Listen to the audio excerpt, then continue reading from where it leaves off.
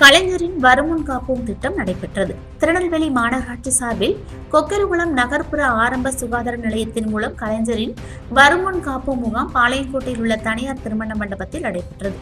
Sugar, pressure, EGC, கசாயம் வழங்குதல், தடுப்பூசி வழங்குதல், மக்களை தேடி மருத்துவம், அங்கன்வாடி மூலம் ஊட்டச்சத்து உறுப்பினர் போன்றவை நடைபெற்றது. முகாமில் மருத்துவர்கள், செவிலியர்கள், நகர்ப்புற கிராம சுகாதார செவிலியர்கள், டெங்கு களப்பணியாளர்கள், அங்கன்வாடி பணியாளர்கள் கலந்து கொண்டனர். முகாமின் மூலம் 300க்கும் மேற்பட்டனர்.